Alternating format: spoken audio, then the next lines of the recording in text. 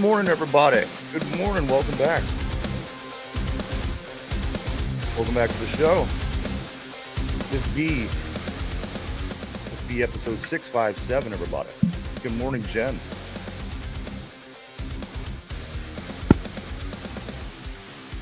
Got a packed house today, guys. Yeah, we do. Boom! Boom! Hearing the boom, does that not get you fired up? Boom! Boom! Boom! Boom! Triple boom. boom! That's better than the Costco. That's better than the Costco boom guy, wherever those people are. Madden-esque booming. Oh, yes, it is. Welcome back. We'll have to get a Welcome clip back to the show. We'll have to get a Madden clip and compare it to Derpy. Oh, yeah. We'll have a boom off. We got a packed house today. Derpy's here because the picks are in.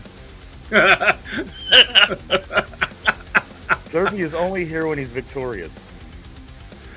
I want to. You know what?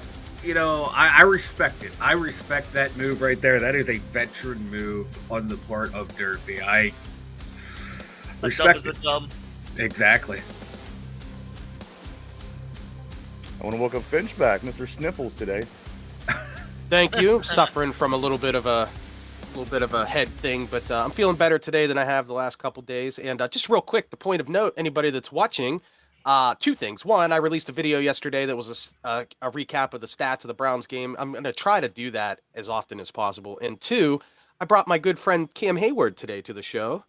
As you can see here, I got my signed autograph card in honor of Mike and in honor of a great game by one of our favorite defensive players of all time. Cam Heyward's the greatest player of all time. I couldn't agree more, Mike. You know what? From my voice to your ears, it's the truth, baby. It's the truth. Let me see what Finch's shirt says.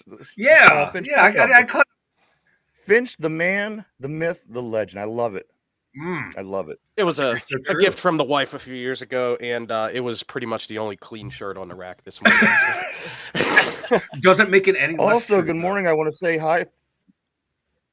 The man with the largest, quite visible every day, right here on the show. The birthday boy of yesterday, Mike. Mike, how are you doing today, man? I am doing great, my friend. I am just pumped up, ready to talk some Steelers, boys.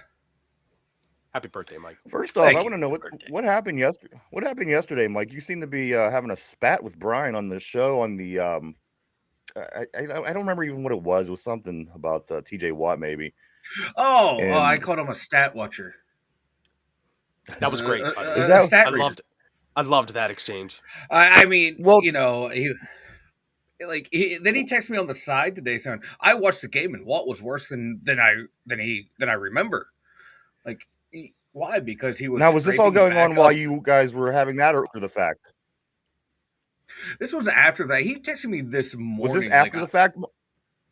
Yeah, after the fact. Like, he texted me today, like early as in the morning, that he watched the game again. Said Watt didn't do anything, but I saw Watt, like, when he the six pressures when he couldn't get to the quarterback, did what every good outside linebacker or any D lineman does. Hey, I know I can't get to the quarterback, but what I'm going to do is I'm going to get in passing lanes. I'm going to get in rushing lanes, disrupt their field of vision, which any good coach would want you to do. I'll bet if you asked some of the other players on our defense what they thought of TJ in that game, I'll bet they would all have very positive things to say about it. Yeah. Well, there's no two ways about it. And I think that this is irrelevant, guys. I think with the little spat that went back and forth between Mike and Brian, and I don't remember how it ended out, Mike, but you kind of finished it up with one of those mic drop moments where you're like, "Well, you have to learn how to do something," or it was pretty nasty. I thought you still go at it yesterday. Might have been something to learn. Yeah, maybe a bit along the lines. You might want to learn how to watch a football game or something totally ridiculous. Something like that. You might want to learn. Yeah, you might want to learn how to watch football along those lines. Yeah. Good morning to John, my man John on the board, Big John Stud, middle name Mud. He says good morning to Jen. He says happy birthday to Mike, and he also says give it to Mike. He'll eat anything. We all remember that commercial, of course. Mike said, "Hey, Mike." And I had two older brothers, and they would say that all the time. And of course, it could be a lot worse. You could have been Derpy. What's going on? You have a long weekend, of course. You're Ohio State is actually going to the playoffs still, Derpy. Doesn't matter that they lost a few games. How you doing today, man? I'm doing great. Besides Ryan Day, he stinks. But I'm ready to talk Steelers. Boom. Boom. Boom. Boom. Boom. I love it. All right, everybody. Welcome back. I do have, in case you're wondering, I have the scenario. If the Steelers win or tie this weekend against the Philadelphia Eagles, the Pittsburgh Steelers will clinch a playoff spot. However, it'll take a couple weeks to here's the thing, they have to create enough space between them and the Indianapolis Colts, basically, by outplaying the amount of games that the Colts have left. If they win or they tie this weekend, the Steelers I'm talking about, they do clinch a playoff spot. Also, of course, the Colts beat us. That's why we have to make that margin. And finally, if the Steelers then the following week beat the Ravens, we will be AFC North Division champions. So, there's a lot of scenarios, a lot of things that could happen, but it's all within the Pittsburgh Steelers. It's all up to us.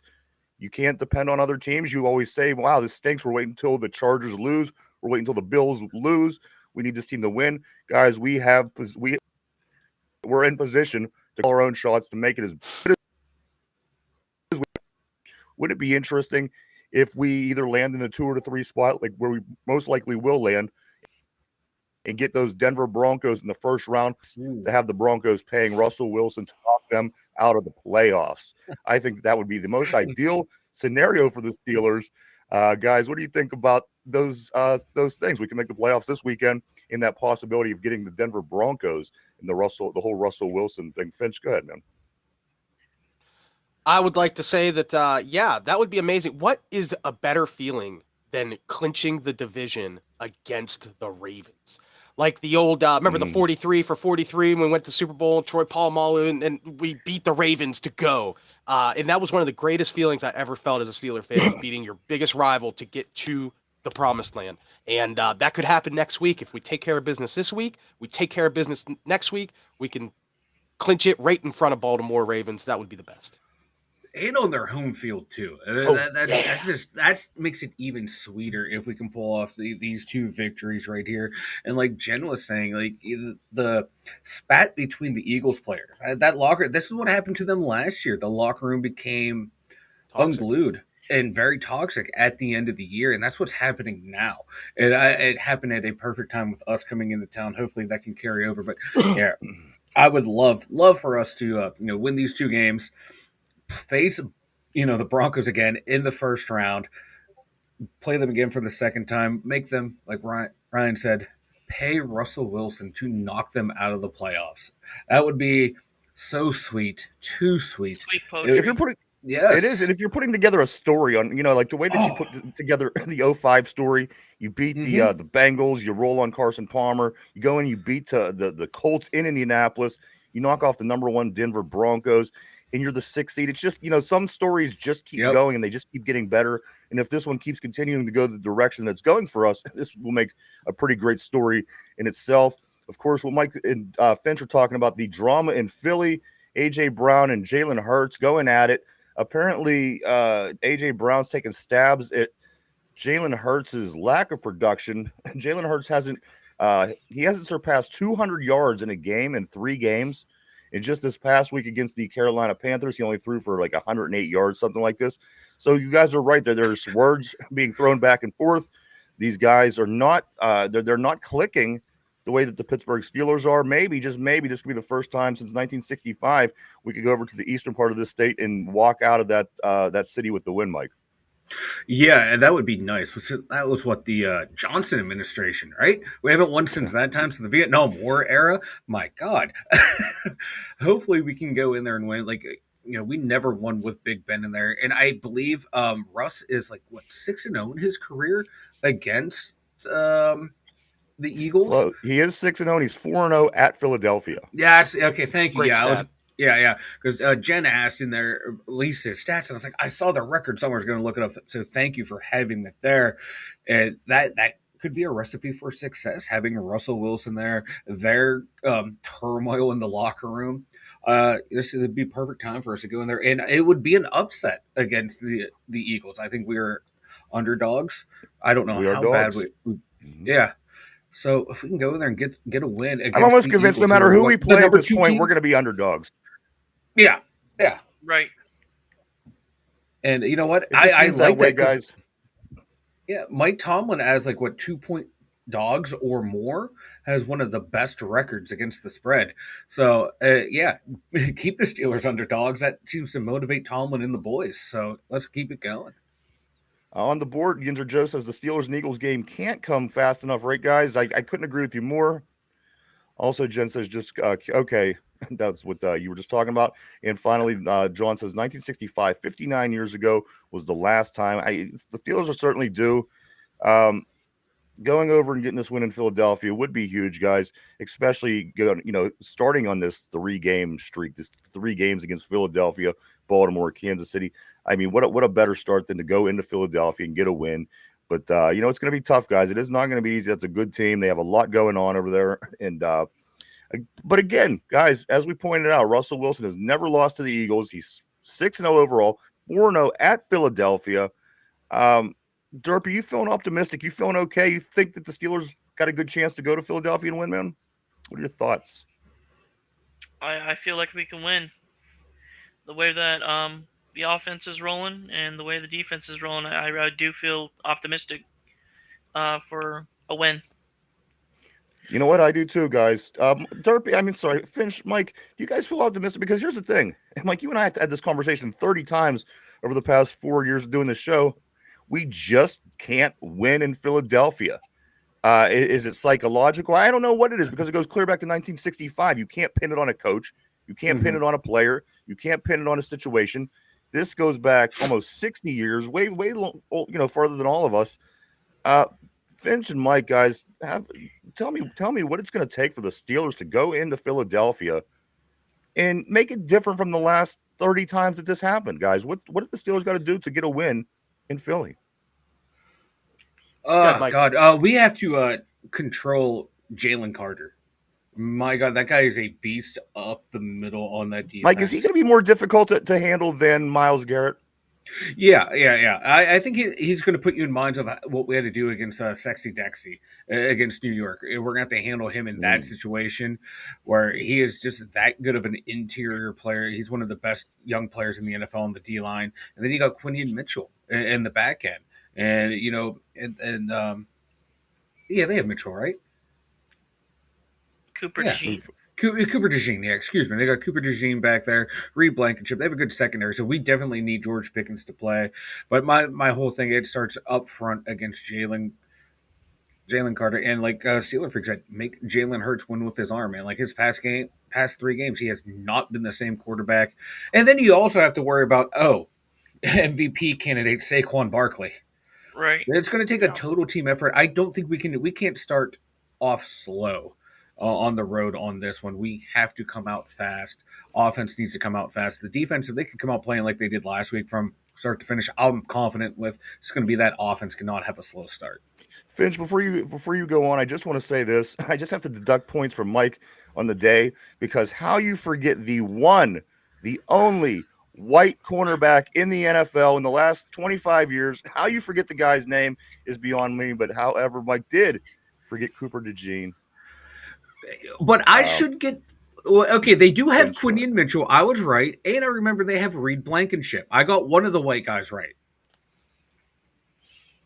We'll give you a pass. Okay.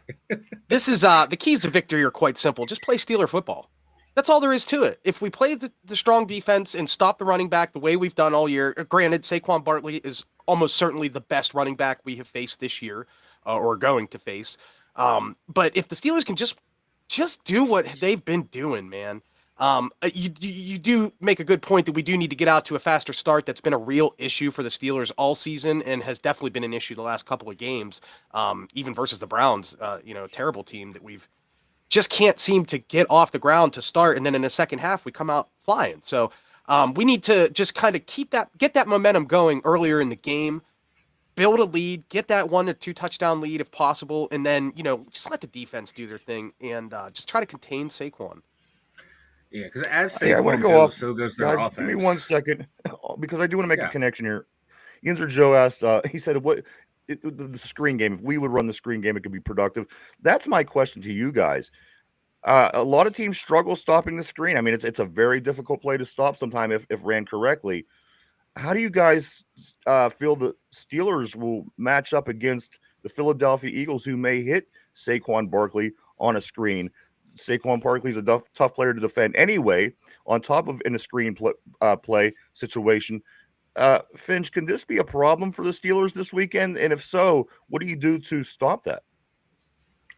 It can be a problem, and it's hard to scheme against because you have such a great player in Saquon. He's got the mind and the feet of a wide receiver and the body of a bruiser, and just his athletic ability is unparalleled. There's nobody who does things that he's doing right now and from the running back position. So, yeah, how do you stop it? It's tough. I think the biggest thing you got to do is kind of play a little bit of that thought of, you know what, he's going to get the ball. We just need to stop him when he does get the ball. So if he does pick up that screen, he does get that catch, middle of the field, 7 yards down the field, we just got to hurry up and tackle him and not let him run away.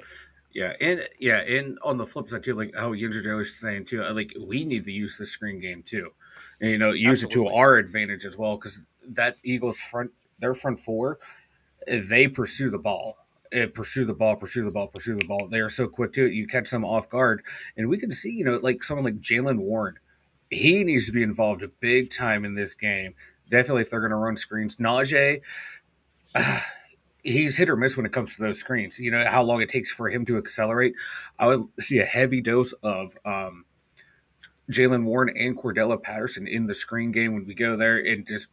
Najee, you're going to have to suck it up, and you're going to have to run against that brick wall of that front four and just get those nasty, ugly yards, take what they give you, and bruise them, and then we hit the screen games with the other two guys. But, with Jalen Warren, though, too, they can't just play like, oh, we're going to have to worry about the screen with him. We're going to have to – he can still run it up there, too. So use a nice little mix of ground and pound screen game. And like Andrew was saying, if Pickens plays, take the deep shot with him. Early and often. We will get into Pickens just here shortly, Mike. I do want to say good morning to Roger. I also want to say good morning to Field of Steel. Good morning, gentlemen. The thing about these next 3 games, guys, is what a lot of people don't understand is, yes, we played a top quarterback in Joe Burrow. Yes, we faced top running backs in Nick Chubb. But these 3 games is where you get the teams that are packed with good players. Mm-hmm. Right. You could say, you beat this playoff team in Denver. You beat this team that was a playoff team in Atlanta. They have a good quarterback. These guys have this.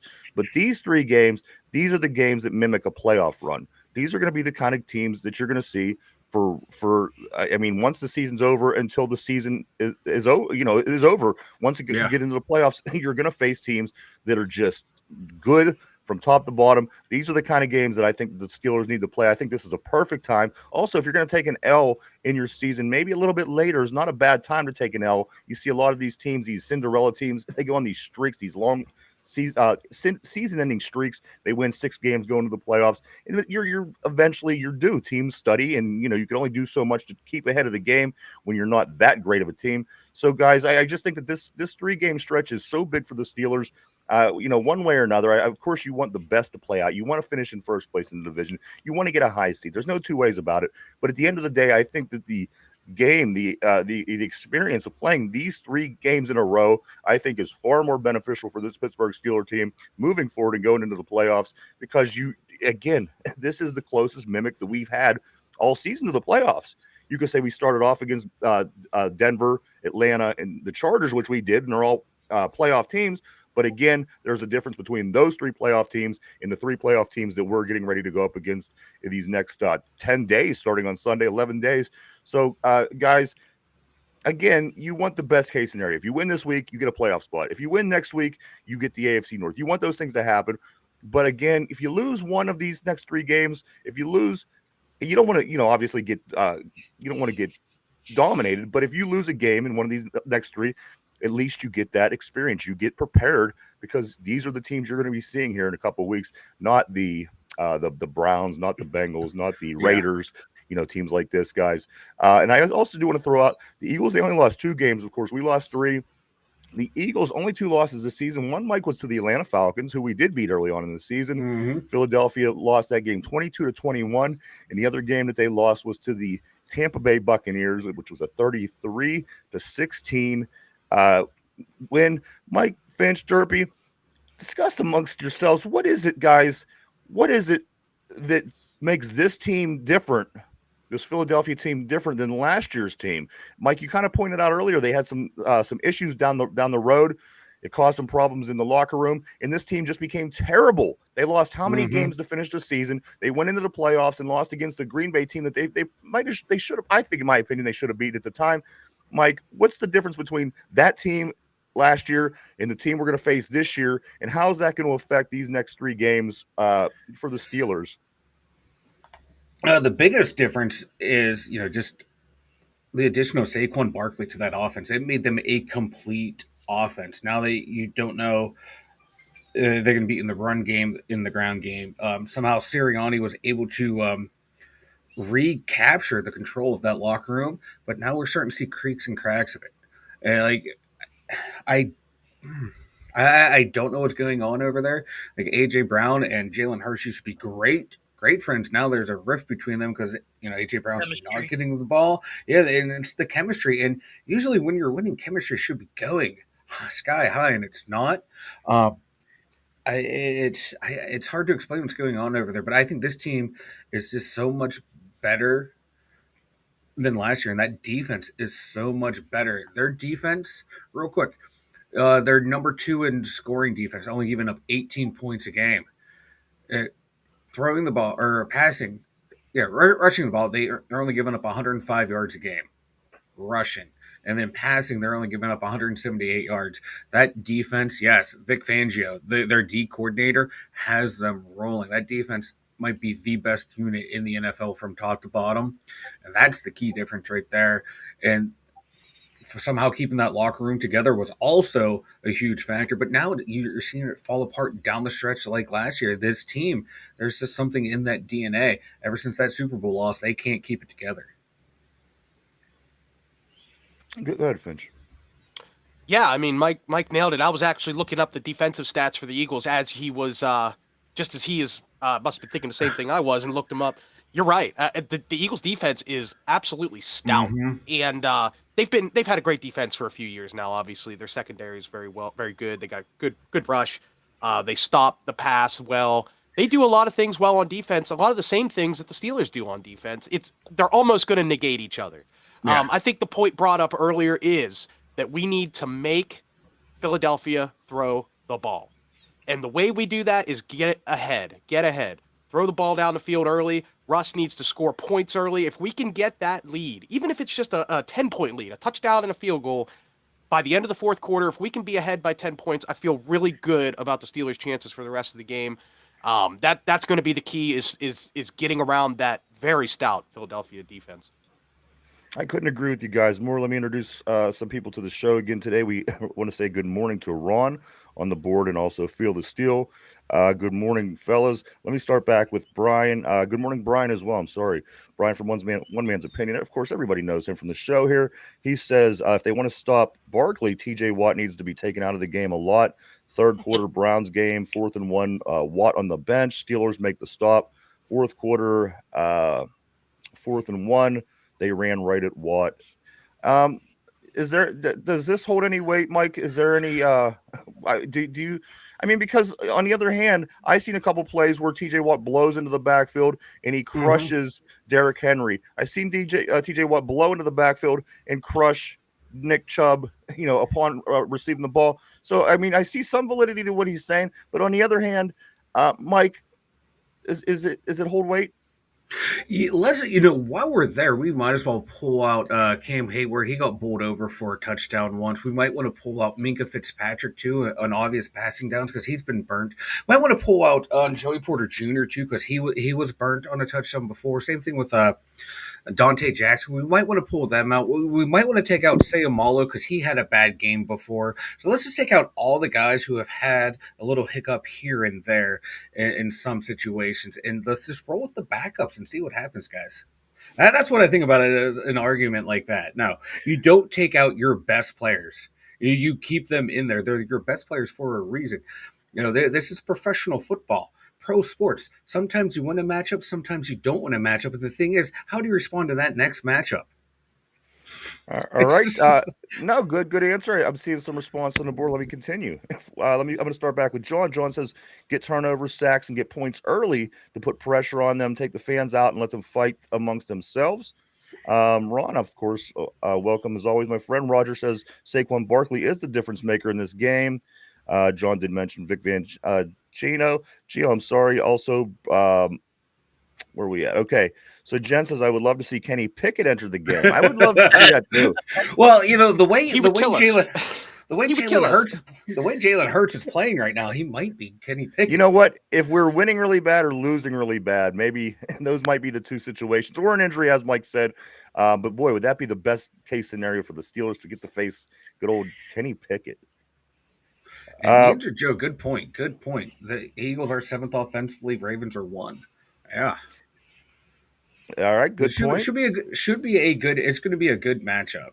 It is going to be a good matchup. This team is built similar to the Steelers and the Ravens and teams that are built the way that we are.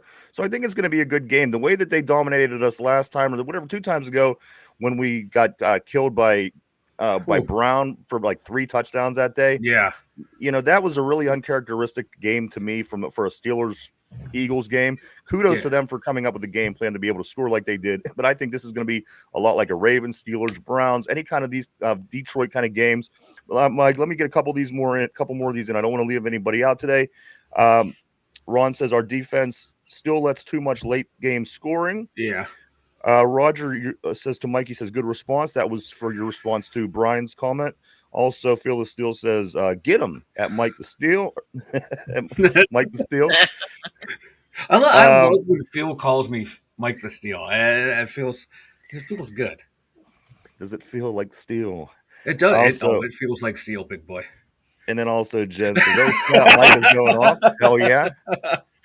Indians, there's Joe. Of course, you guys just addressed his comment. The thing is, real quick, back to injured Joe's comments about the Eagles and Ravens offense. I like the Eagles wide receivers so much better. Oh, me too. Than what they have over there in Baltimore. I like Zay Flowers; he's a good young player. But when you have AJ Brown and oh my God, I would take AJ Brown pretty much over anybody if I had a choice. Me too. He's like there's a freak of nature. There's very few receivers I'd take above him, like Jamar Chase and Jetta. That might be about it. This guy's a freak. If his head isn't right in this game, thank you. Take yourself out of the game, buddy. Play with a boo-boo face. I will take that all day, every day. Now it's just going to be who's going to line up against him, Joey Porter Jr. or Dante Jackson. I say we put Joey Porter on him, and let's just see what happens. Guys, it is the halfway point. It is halftime of the show. This is the time that I take and designate to encourage you to go out and vote for your favorite Pittsburgh Steeler for the All-Pro game. I got some numbers for you guys, and I think you guys are going to like what I'm about to tell you. Cam Heyward, guys. All right, so keep in mind, it takes just a second. Get on your phone, get on your computer, push a button, get your favorite Steelers voted to the Pro Bowl. Guys, here you go. Cam Heyward is the number 1 defensive tackle in the NFL right now in votes received for the Pro Bowl. There he is, Finch. You can see Finch pointing right to his Cam Heyward right there on his desk. Second, Mike, listen to this one, guys. Chris Boswell, the number 1 kicker in the NFL for votes received for a kicker, guys. Boz. All right, couple more. We got a couple more number 1s here, guys, before you check this out. TJ Watt, guys, Brian, everybody. TJ Watt, number 1 outside linebacker in the NFL. Votes got by fans and people. I'm just saying, I'll leave that right there. The next guy on the list, guys, Miles Killebrew is the first special teams vote getter in the AFC. Nobody in the AFC has more special teams votes than Miles Killebrew. Minka is the number 3 free safety votes getter in the AFC. Minka. Dante Jackson, the number 3 cornerback as far as receiving votes in the AFC. As far as the last time I checked, that guy makes the team, a 3rd cornerback. Pickens, number 3 wide receiver in the AFC with votes for. Beanie Bishop, number 4 in the AFC at cornerback for votes got. Beanie Bishop, guys. Ooh. Deshaun Elliott, number 4 at strong safety in the AFC. Zach Frazier, number 4 at center. And Najee Harris, number 4 at running back. Those all in the AFC. What's this telling me? This is telling me there's a lot of Steeler fans participating and pushing the button because a couple of these guys, of course, I think is higher than they should be. Beanie Bishop being the 4th best cornerback in the AFC, I think is a little bit. But you know what? I'm fine with that. Still love him. Continue to get on and vote your favorite Steelers, guys. It just takes a second. The more the merrier. Again, look what the Yinzers have done so far at these voting. I think that this voting is just insane. I think it's awesomely insane. But again, guys, Dante Jackson, the 3rd best corner in the 3rd best vote getter in the AFC.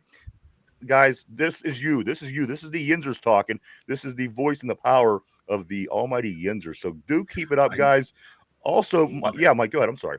I said I love it. I love it where a lot of these guys are getting the recognition. Especially, I want to see Deshaun Elliott definitely make it as a starter. Oh man, that'd be great. You know what? Sweet. Some of these guys they deserve it. I think, geez, oh man, Dante Jackson has 4 picks, and the guy ahead of him has 5 or 5 and 6, whatever it is. He's just 1 pick back. Come on, some of these guys deserve it. You know it. The country may not know it because they don't watch the games like we do. So you want to get in there, get these guys voted. And you know what? I think we could land a lot of Pro Bowlers this year, guys. I really do. Maybe we won't give them a chance to play, if you know what I mean. Yeah. Real quick. I got something to share here for Brian. Uh-oh. Here we go. We're getting another lesson. We're getting another lesson from Professor Look, Stein. TJ Watt breaks inside, stops Bijan Robinson on inside for a run stuff. Okay. Maybe this is why you keep him in on rundowns. Beat the tackle to the inside move, boom, right to the running back. Yeah, that might be why you keep one of the best outside linebackers, edge rushers in football history in the game. Ball's in your court, Maybe Brian. you watch the film. And here learn they go. Defensive concepts and responsibilities of players instead of looking at a stat sheet and regurgitating stats. All right, there you go. Boom. By request. I don't know. It's just all right, relax. Harrison talking sports with people who don't know what they're talking about. I'm saying. Let him. You're good. You got your point across. In his court. It's table tennis. It's table tennis. Okay, man. Dude, back up a little bit. I'm sorry. I'm going on like 3 hours of sleep and like 4 cups of coffee. All right. Also, guys, in the talks of that'll do it.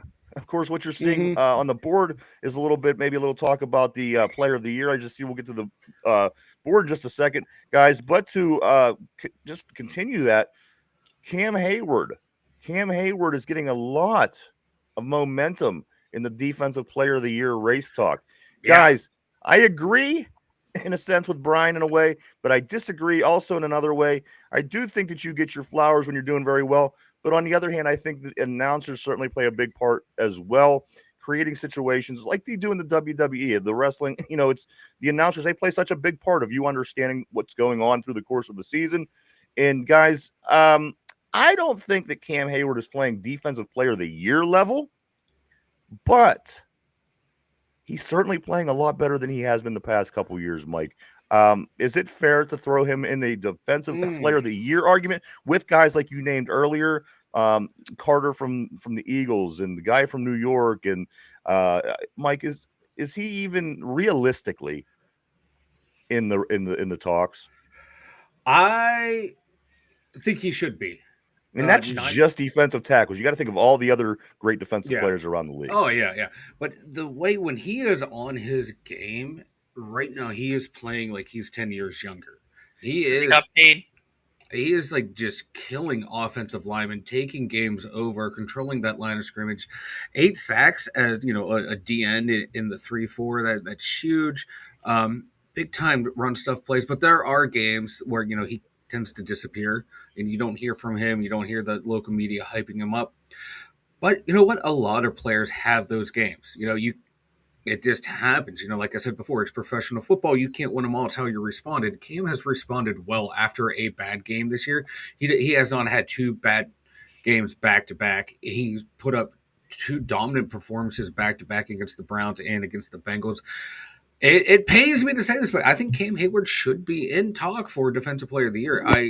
as an interior D lineman, he's having, especially in the 3-4, he's having a hell of a season. I haven't seen him play this well in probably 5 or 6 years. Finch, what do you think? I think it's a stretch to say that he's should be considered. It says he's gaining momentum. Let me be fair. But Yeah, I think that's kind of a it's more than a stretch. stretch, dude. It's a Yeah. rubber band that's stretched all the way. We to like plate. it. We There's like no to hear it. chance. We'll support We love it. to We'll hear. jump. We Right. love Cam. I like Cam. I've always been a fan of Cam. Obviously, I bought his autograph because I like Cam. I'm not that kind of guy that does that, but I really like And you Cam. have that little guy right there behind you. You have a little Cam right there behind you. Yeah, Is sure. that the autograph? What, this right here? Yeah. That's the Oh, autograph. that's right. right Is that a there. card? Okay, I see what's going on. It looked Yeah, like it's a it was card. something that was sitting in the background of the mic, but it was No, clipped it's just onto your a mic. yeah, it's clipped I onto my like it. Okay. microphone. Okay. I like to dress up for the camera. But, Yeah, no, I like it. That's good. No, It just don't get me appeared to wrong. be behind. Yeah, good. We all love Cam, right? I mean, he's a very good player, a solid player, probably a Hall of Famer one day. Okay, but Dang, once Hayward John. got paid, stopped coloring his beard to look young. That's funny. Yeah. But yeah, I can't disagree with that, right? But in terms of defensive player of the year, come on, man. There are Yeah. so many other players. When it comes to that particular award, that's one of the ones that's designated by the AP, right? It's not a fan vote. It's not a player vote. That's the Associated Press. Am I right about that? Yeah. So the press, the first thing they do is they go all ping pong Brian and they look at the stats. And if the stats aren't great, then they're not going to vote you as player of the year. And sure, his stats are good for a defensive player, for a defensive line or tackle, but he doesn't have 20 sacks. He doesn't have interceptions. Those are the things that they look for in those voting. The AP are a bunch of stat hounds, right? And sorry for the shade, Brian. I'm just having a little fun, but that's how it is, right? And I love 97. He's one of my favorites of all time. But this year, he's not player of the year. Now, if you ask a poll of offensive linemen what they think, it might be a completely different story. They might say, hey, this guy finds a way to get around us every single time. He's always pushing us around. He's stronger than us. He's better than us. He's smarter than us. He's vocal. He does all the good things. It might be a different vote if you ask some offensive linemen around the AFC North or around the AFC in general. But as far as the AP voting, it doesn't hold water. I mean, I love Cam. More power to him, but he's not there. He's not. And to echo, I think it was Roger's point that Cam has 8 pass defense at the line of scrimmage. That is insane. That's a great stat. That is a great stat. And he has Sexy Dexy has 9 sacks, 8 tackles for loss. Cam has 8 sacks, 10 tackles for loss. I'm saying he 8 doesn't pass even defenses. lead So in anything. he doesn't lead anything, but the way those two are disruptive in the positions that they play, I think they both garner consideration, but there's some other people who should be up higher on that list than those two guys. I don't mind them being in the conversation. Should they win it? I don't know. You have to have like that Aaron Donald-esque, type season of just utter dominance. Hey, can I throw a real shout out real quick on the board? My good friend Yeah. Donovan has joined us on the board. He's making a couple comments. I just want to say hi, Donovan. He just recently got married. Welcome, So Donovan. good to see you, Donovan. Thank you. Congratulations. Also, I do want to, Derpy. Let me just jump to you real quick here. Is the gentleman? Does the guys on the board know what they're talking about? Is Sniffles and Shine head over there? Does this sound accurate to you? Or is this? Is there anything that they're missing, Derpy? Nope, it's accurate. They're all right. 100% correct. Okay, I do, guys. There's a lot of boom. There's a lot of things going on the board today, guys. So let me catch up here a little bit.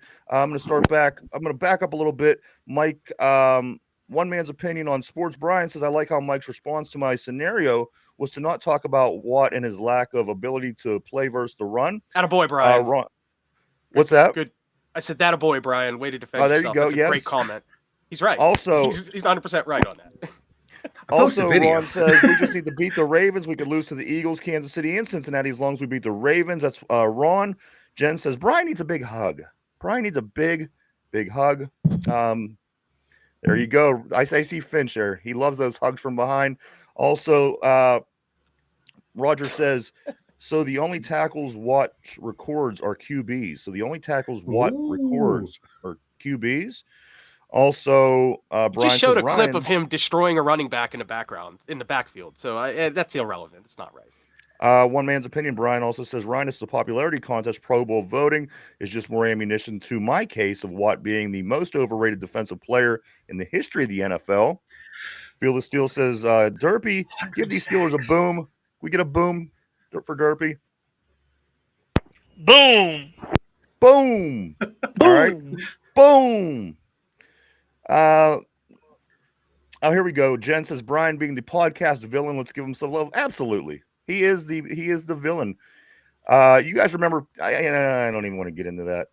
But let me move on, not to mention the number of tip balls. Also, Roger says that. Phil Steele says, Mike the Steel, keep putting up Watt highlights. Many more to come, brother. Boom. Boom. Boom. Where's the boom? Where's the boom? Boom. I love it. John says, once Heyward was paid and stopped coloring his beard. Okay, you guys got that. That was my favorite comment. Great comment. That's just great. There's Fantastic. so many good.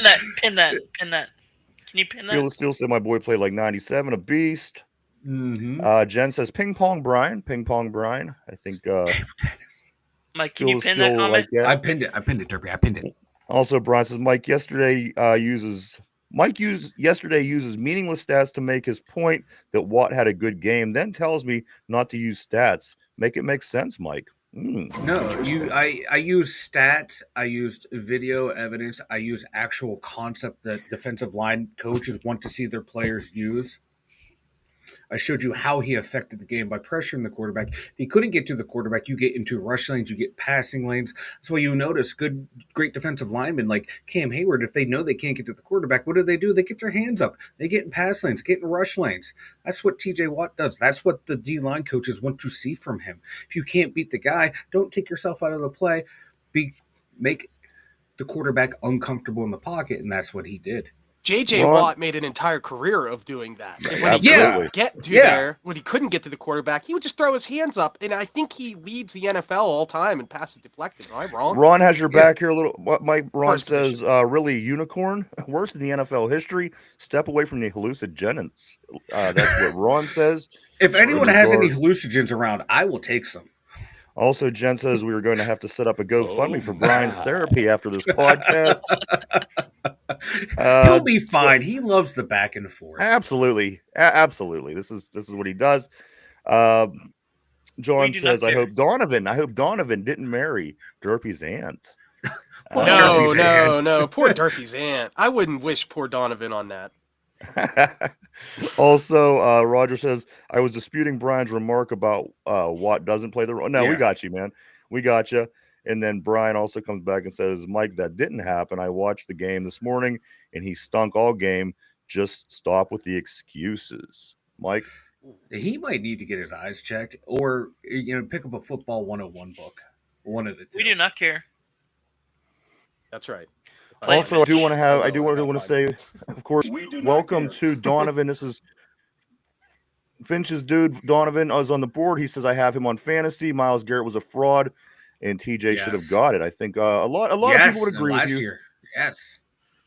Guys, Smiles Carrot. This is Smiles Carrot, everybody. This is the CBS. This is the way CBS ranks the Super Bowl contenders, guys. If you want to hear what CBS thinks of the Pittsburgh Steelers and their chances to win the Super Bowl, to go to the Super Bowl, I'm sorry. Number one, the Detroit Lions. Number one, they have Detroit number one. Buffalo number two, which I don't think I would argue either no one arguments. so far. They're great. Number three, Philadelphia, the number three, CBS in CBS's top 10 chances to rank to go to the Super Bowl.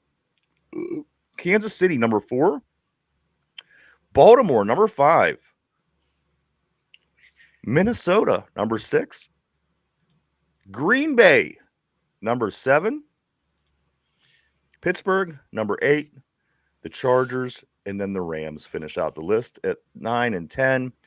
Guys, do we need to have a better look at this team over the next 3 weeks before we could say if this is accurate or not? Because I know a lot of people that's watching the show are going to go, "Oh no, the Steelers they're higher than Green Bay, they're higher than Minnesota, they're higher than Baltimore." But I think it's going to be a lot more accurate if we would make the call in 3 weeks from now, or I'm sorry, 11 days from this coming Sunday, before we could actually say that. Because again, you could be, people have that homer mentality. You always think your team's better than what it is, and I'm not saying that it's not. I'm just saying, but once we get a look at what the results are of these next 3 games, I think that this list right here could change a lot. It all depends, right, Finch? Every one of those teams listed could very well beat the Steelers in a one-on-one matchup, right? I mean, Baltimore, obviously, we're going to play them again. We play the Eagles this week. A lot of those teams on that list are teams we're going to be playing coming up. 3 of them are, and they're all ahead of us, right? So we have the tools, okay? We have the ability to make a run right now. And getting that, quote, disrespect from the national media means nothing. It means nothing. It's If it was new to the Steelers, Finch, maybe it would affect us, but this is nothing new to Steelers. This is Steelers nothing fans. new. We're never at the top of these lists, ever. Even the years when we won the Super Bowl, we had that dominant team in 2008, 2009. Nobody had us pick the win until January. But the upcoming 3 weeks are going to be the determining factor on how good the Steelers are going to be looked at, because we're about to play probably 3 of the very best teams, 3 of the 4 very best, 3 of the 5 very best teams, I should say. We don't and a very good quarterback in a game that's a couple great quarterbacks. Probably Probably the best running back in the league. We're going to play this week. One of the best defenses in the league. We're going to play this week. Mahomes coming up. The Baltimore obviously is Baltimore. It's the Steelers have everything to prove and nothing to lose at this moment in time. The ceiling is very high for us. We just got to keep playing. You have to love the situation that the Steelers are in. It couldn't get any better. Again, the ball is in our court.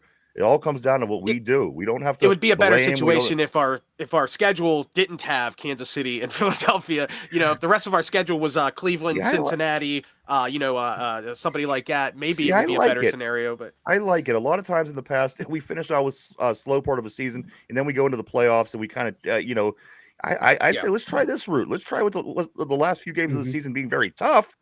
Maybe we get some different results in the playoffs. The games are the opponents are gonna make the Steelers better. That's what it comes out to. Iron sharpens iron. So if we go in there, we have great battles, we play these teams, we play well, we will learn. And You're not going to be prepared to play the Bills if you finish up the season playing the Raiders, the Giants, and the Browns. I love this. You don't see this often. People have been complaining all season about it. I think this is a good thing for the Steelers, guys. I think we can certainly benefit because here again, we're just 1 win away from making the playoffs. We're not. We're in pretty good shape. So no matter if we lose a game, I think that it's not going to hurt us as bad as some people may think. We're in a good shape. Again, if you take an L to one of these 3, I'm okay with that. I'm okay with that. Mike, Finch, Derpy, let me give you I gave you the Pro Bowl leaders so far, Mike. This in Derpy and Finch, this is the Coach of the Year candidates, guys. Coach of the Year candidates that did come out. Dan Campbell, the Detroit Lions. Kevin O'Connell from Minnesota. Okay, that's a good one too, right? Guys only got 2 losses. Dan Quinn in Washington. They had a little fall off, but come on, that team's coming along. Jim Harbaugh and Mike Tomlin. Guys, these 5 right now, there's no Andy Reid. There's no LaFleur. It's what the list that I have right now in front of me. This is your possible Coach of the Year candidates: Dan Campbell, Kevin O'Connell, Dan Quinn, Jim Harbaugh, and Mike Tomlin. In my opinion, guys, did Dan Campbell win it yet?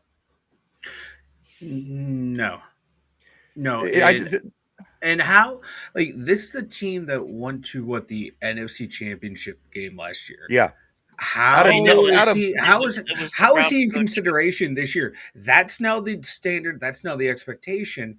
I think maybe, Mike, because you shouldn't be in there. I think if you give it to a guy like this after 1 year and then they fail, I don't know if you're getting the full feel of the coach. I think it would be more fitting for somebody like Dan Campbell to win it this year, showing that he could get that team back instead of just getting there. Getting back sometime, I think, shows a lot more about a team than just getting there. Would you agree? Yeah, but if that was the case, Andy Reid would win it every year. Yeah, and Belichick would have won it every year too. Of course. Yeah, right. But do you think that Dan Campbell's in a worse situation now, Mike, because he didn't get it last year? Or I think this is best case scenario for him. I think this is the best. Yeah, it's the best. It's like the Myles Garrett effect. Yeah, he didn't win it. So there's other deserving candidates, but I'm going to give it to you because what you did last year. You see that a lot for All-Star Game and Pro Bowl voting and All Pro awards. You didn't get it last year, but you did well again this year, close enough to it. So yeah, we'll give it to you this year because you proved you can do it once, and then you kind of did it again the next year. So we'll give it to you. It's going to be one of those awards. I think the history and the stigma of the Detroit Lions from the last 15 years is going to play a lot of that too. Remember, these Absolutely. guys were 0-16 Yeah. in what was it, 2007, 2008, somewhere around. I mean, I know that was a long time ago. It doesn't feel that long to us, but it was a long time ago. But they haven't been very good ever since, with the And exception of Finch, a couple good teams until last year.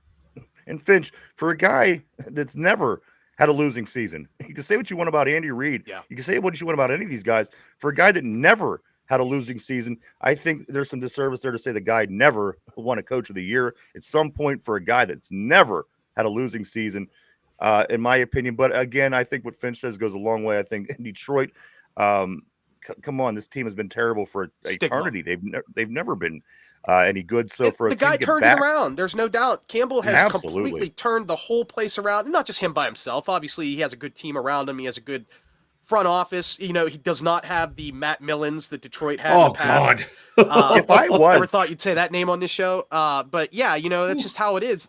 You got to give Dan Campbell all the credit in the world. Yes, Mike Tomlin deserves this award this year. Yes, he does. Does he deserve it more than Dan Campbell? That's hard to say. Exactly.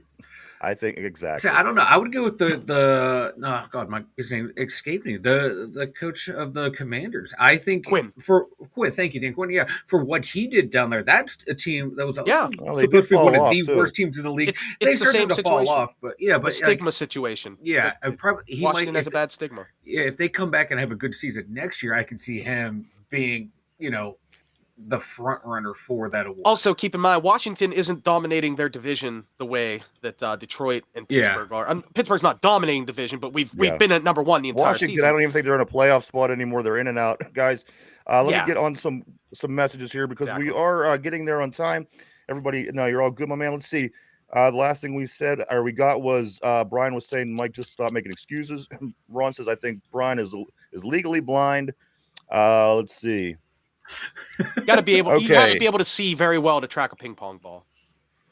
That's true. Guys, I can't. Boom. Phil still says Ron, though, mommy didn't strap it up, so just gonna leave it there. Brian says I hope the Eagles run the ball right at Watt all game. Then we could do a show next week on the film study and break down what Watt lack of size, effort to play the position he does. John says there isn't a team the Steelers can't beat. It's all about mindset. I agree. Feel the Steel also says Steelers offense to step up on Sunday. Yeah, big time. The schedule will battle test them. Agree. Absolutely. I agree on that 100%, John. Let's see. Yinzer Joe says if they win against the Eagles and beat the Ravens again, maybe they'll get the media respect that they deserve. Brian said Andy Reid is by far the best coach in the NFL. You're right, Brian. I couldn't agree more. Hard to argue that. Gotta love what Andy Reid's been doing the last 7-8 seasons in Kansas City, and but he can't win the award every year. It's like I said a minute ago. If it was based around that criteria, he would just win every single year. Belichick would have won it 20 years in a row. It is what it is. Yinzer Joe says I think the Vikings coach is on top of that list. Make a strong argument for him as well. I don't hate it. In a division that has 2 playoff teams sitting in it, they're sitting there with only 2 losses. So 3 playoff teams. I'm sorry if I said 3. Yeah, the Packers too. Yeah, don't forget the Packers. Phyllis Steele says I feel like Eazy-E dissing those studio gangsters Snoop Dogg and Dr. Dre for real. Studio gangsters. That's what Eazy used to say, man. He used to say those guys never did the dirt. Haven't heard that phrase for a long time. I listened to a lot of 90s rap, so unfortunately I have heard that recently, but it did make me chuckle, guys. Also, John says pressure affects teams in the playoffs. Oops. Detroit has it because they've never won. Bills and Ravens are panicking because their quarterbacks haven't done it, and that stigma pressure shows under the big lights. And Ron says we don't or never settled for mediocrity as fans, so regular season is moot point. A couple things, guys, before we do move on. The injury to Pickens, as we talked about yesterday, it was a grade 2 hamstring. As far as we know, he's going to be out possibly the next 2 to 3 weeks, or 2 to 3 weeks total with this injury. They're saying right now that he probably is not looking it's not looking good for Pickens in this coming week's game against the Eagles. How does this affect the Steelers' chances, Finch, this coming week if we don't have Pickens for our second continuous week? Also, before you do answer, remind you that we played with all these other wide receivers, your Scotty Millers, your this and that, and beat the Browns. Let's put green uniforms with Eagles wings on the helmet before you decide, or before you think to answer that question. How is it going to fare now with going up against the Eagles and not having our number one receiver? It's not the Browns, mind you. You never want to restrict your options. You want every option available on every play, on every down of every game. So it's obviously going to be a bad thing that he isn't there. You want him there, obviously. He's one of our best guys. He's our number one, number two wide receiver. But at the same time, yeah, I mean, we just beat the Browns without him. And guess what? The Browns, they're the Browns, and they stink. And, but they also have a really great defense. And Russ Wilson made him look pedestrian in the second half. He threw the ball all over the place. He didn't have a lot of yardage, but he made the plays when they needed to happen, and the receivers stepped up, and it's going to happen again this week. I see another Scotty Miller pass this week. The thing that kind of makes that interesting is this. If you're playing a good defense, it's sometimes okay if your defense doesn't have to stop a good offense. In other words, you could kind of keep it close, keep it ugly, keep it low scoring, and win the way the Pittsburgh Steelers have been, winning games the past couple seasons prior to this one. The Eagles' offense, a lot better than Cleveland's offense. The Eagles' defense, I mean, if you want to compare Cleveland's defense, say they both got really good defense. I can meet you halfway on that one. Yeah. But just the Philadelphia Eagles are just a better team than the Browns are. They play better. They're better. They're 10-2 or 11-2 for a reason. Better coached. Now, absolutely. Yeah. Kevin Stefanski. So again, overrated. Guys, can we beat this Eagle team with basically not having any ones or twos? You could argue, guys, there's twos on this team, but again, at the end of the day, if we had our a 1 and a 2, these guys would be 3 through 6. Everybody else that we have in the receiving room. Mike, can the Steelers win this game without a 1 and a 2 receiver? No.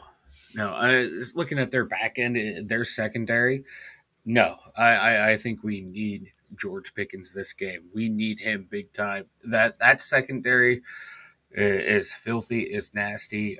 You got the exciting whites with Blankenship and Cooper DeJean. Quinion Mitchell is just shutting everyone down. Guantanamo Bay. This dude is one of the best rookie corners we've seen in a long time. He's having like a Sauce Gardner type of rookie season. Darius Slay on the other side, good secondary. We need George Pickens, and we need him to keep that defense honest, to where they can't just load up the box. And if they load up the box, I don't think we're going to be able to exploit it the way we did against Cleveland. And that's one thing I wanted to understand. I wasn't trying to bait Mike into saying something. I was just trying to get the other point, because I agree with Finch and I agree with Mike. I think that I definitely wanted to get both sides of that opinion. Yeah, but like guys. Finch and John are saying here, you spread the ball around. Like 9 receivers, one game, 10 before. Get the ball around. But I think we need George. This is the game where we need him.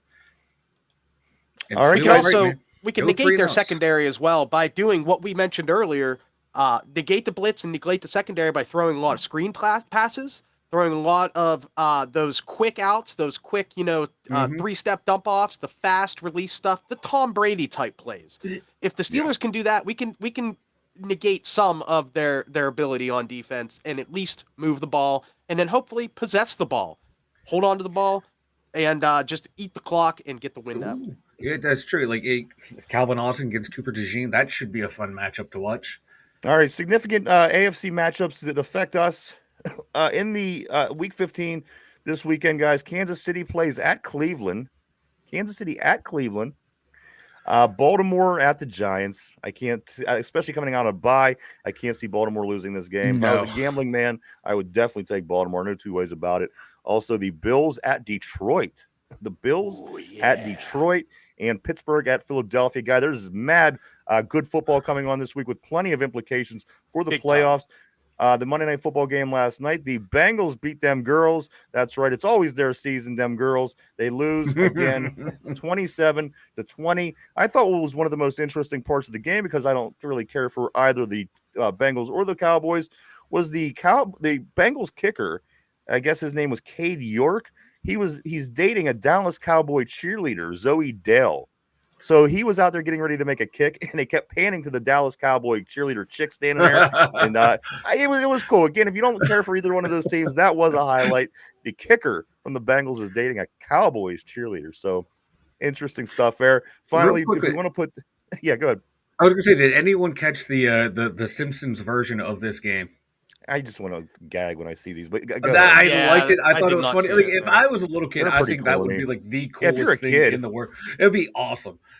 Yeah. If you're a kid in the 90s, that would have been awesome. The kids Right, today have right. no idea who the fucking Simpsons are. No, I but mean, It would have to Sorry, be watching- Jeffy or somebody like this. Yeah, right, Watching Phineas Ralph and Ferb. Wiggum catch a touchdown pass to end someone's fantasy football season. It brought joy Also, to guys, my... I do want to say this. Let's kick the Browns in the ass. Finish one more time. Let's flush that toilet. I have a closing statement about the Browns. Devin Bush, the former Pittsburgh Steeler, the only one talking with sense after the Steeler Browns game. Devin Bush comes out and just says this. Yeah, they're all bitter. Smiles is over there talking about next year. They're bitter. Devin Bush, the smartest one of the group, comes out and says, just another football game, no strong feelings. So there you go. Former Pittsburgh Steeler, the only one that's making sense in Cleveland. Who would have thought Devin Bush would make sense? Right. Also, I do want to announce the Derpy. The reason the Derpy's here, everybody, Derpy. The only reason he showed up. boom. He shows up on days when he wins. That's Derpy has a way. Boom, Derpy. You did win. In fact, you won the picks this week. You won by way of 11-9. Mike, you took LA in the Kansas City LA game. Mike, you lost that one, and also you took Arizona in the Seattle Arizona game.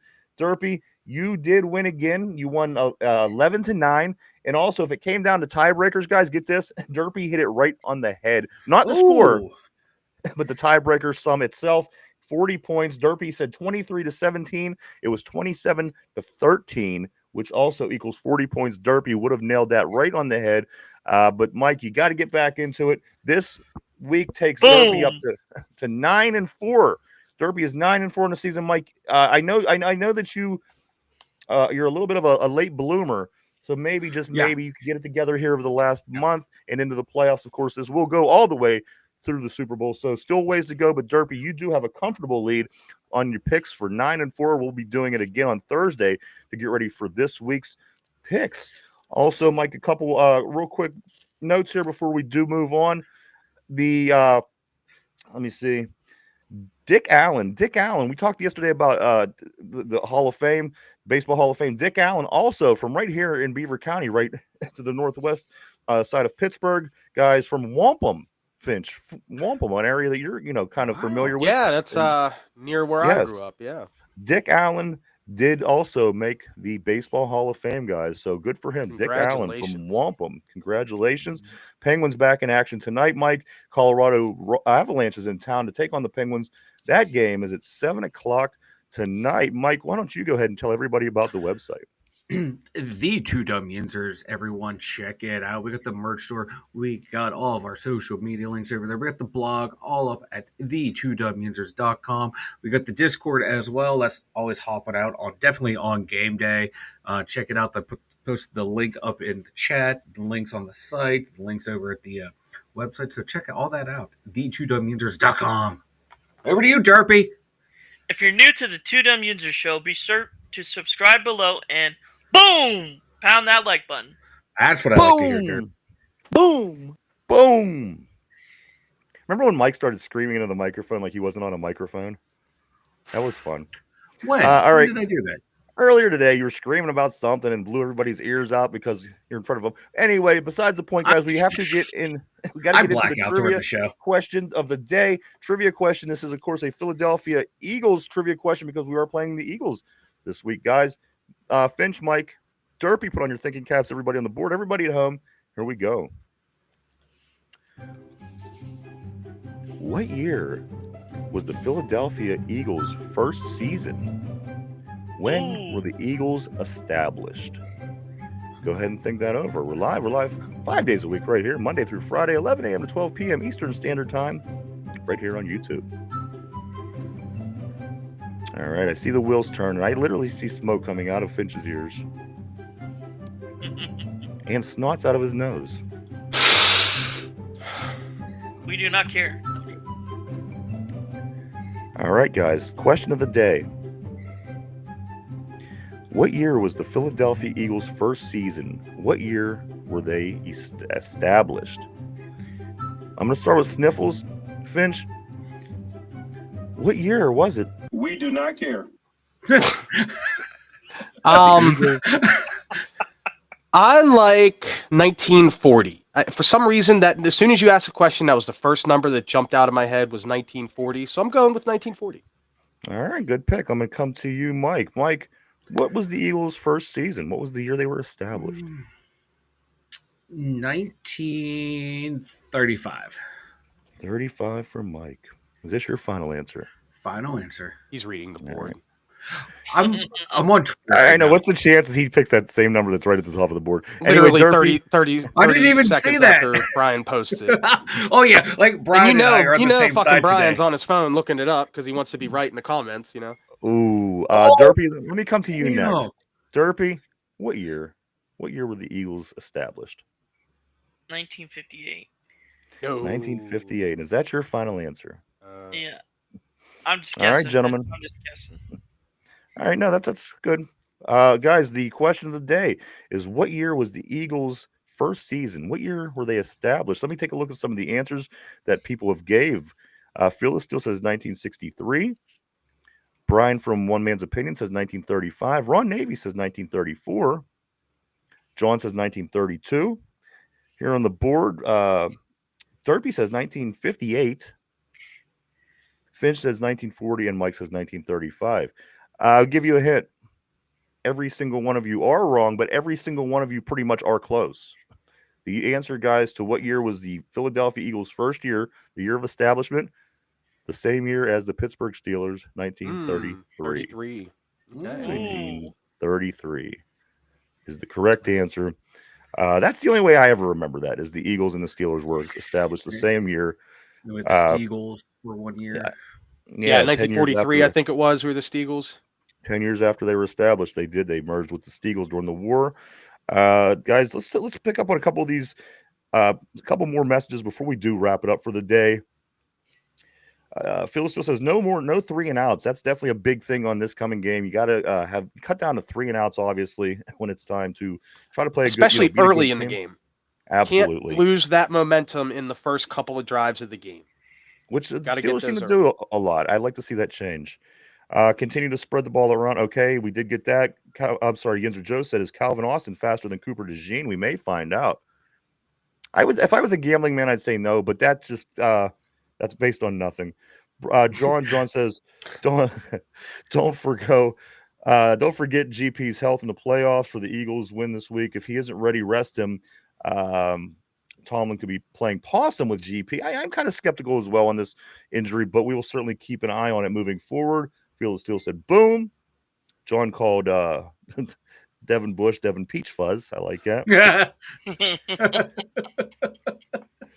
Phil of Steel, I like it. Phil of Steel says, I'm going to make that a shirt. Boom. Black and gold style. I like it a lot. Boom.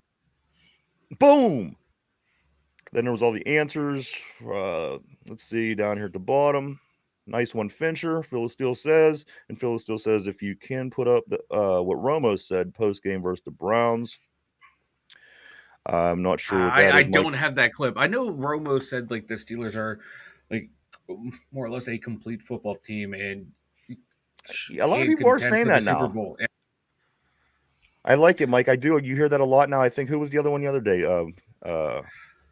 Maurice Jones-Drew. Yeah. Yeah. So we'll take that. Guys, anything before we start getting ready to wrap things up? Of course, Hard Knocks is on tonight. Don't miss that, guys. 9:00 p.m. This is week 2 of the Hard Knocks show. It gained a lot of popularity and a lot of positive attention last week, talking about the AFC North. It was so good, of course, man.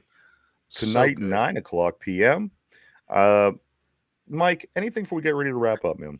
Yeah, some notes from the Tomlin press conference. Pickens had an MRI on the hammy. It was more significant than they thought. Right now, he's described as doubtful. Tomlin says it's theoretical that he could play. Apparently, we're talking physics now. Deshaun Elliott also has some hamstring tightness. Larry O with some groin tightness. All 3 are listed right now as doubtful. Those are 3 huge losses if they cannot play. That was no, Mike. Thank you for that. That was helpful. And I have one more thing to share with the class. This one we're going to shout this out to Brian. Let's just watch TJ Watt on this play, everyone. Is this just this past weekend?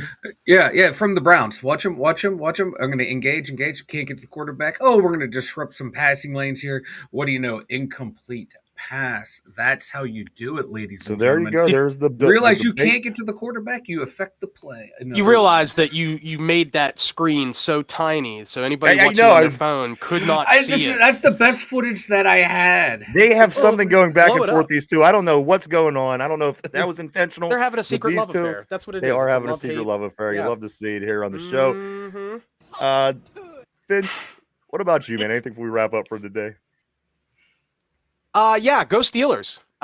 They just got to keep playing their game. If they play their game, things are going to go well. And that's all I got to say is go Steelers. And real quick, look forward to a video from me here on this channel tomorrow.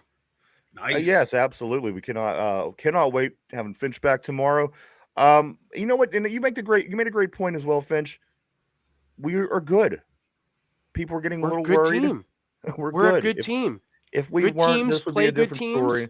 Exactly. We're amongst the top. I want to see these kind of games. Again, I think you need this going into the playoffs. I want to play some good teams before I get into the playoffs because, again, you don't go home after you lose one of these. So take advantage, learn. Yeah. If we're going to lose one, this is the one to lose. It like you said earlier, it's okay to lose a game late in the season. If we're going to lose one, let's lose one to an NFC opponent. That way it doesn't affect the standings quite as much. And it's going to be a great barometer to see how great this team really is. The Steelers, the next 3 weeks, it's going to be a real slobber knocker. 3 games in a row, and I am here for it. Taking a line from the show Seinfeld, Finch, that's pronounced thermometer. Cosmo Kramer. I don't know. You have to be a Seinfeld fan to get that joke. And we are. Jerry said barometer, and Kramer goes, that's spelled thermometer, Jerry. Anyway, was totally every wrong. Minute of it. Every minute. Derpy, what about you, my man? Anything before we wrap it up for today? 3 things. Yeah. Oh, jeez. Boom. Good. We're waiting. Go Steelers. Yeah. Boom. And Mike is very bald. That I am. And that was only 2 things. That was 3 things because I said go Steelers. Boom. And the boom was a whole thing. The boom's one of them, baby. Okay. The boom is gaining a lot of traction. My thing is this, guys. Is it any surprise to you that a guy who gets pushed 5 times every weekend, his last name is Hurts? That's all I got to say. I also do want to say this, guys. Thank you so much for everybody coming and hanging out and checking us out today. We appreciate each and every one of you. We want to thank, we certainly couldn't do it without you. We want to thank everybody on the board. You guys always keep things interesting. Everybody at home. Kenneth, I do want to say welcome. Yes, you just did catch the end, but you can always go back and watch the whole show. Baby. It was a good one, man. Thanks to John, Feel the Steel, everybody, Jen as well, everybody on the board. Gentlemen, anything else before we wrap it up? Speaking now, forever hold your peace. Yeah, I got something. All right. It better not be like a wrestling promo for Brian. That's where this is going. Good job zooming in. All right, here we go. Mike. There we go. Jameis can't hit the check down over on that side. Oh, yeah, that's how you play. Boom. That's how you play smart football. Oh, I know that music. All right. Of course you do. I thought, what did I push here? Something better not pop up on my screen. But no, guys, thank you so much for coming and hanging out. We'll be back tomorrow, same time to do it all over again.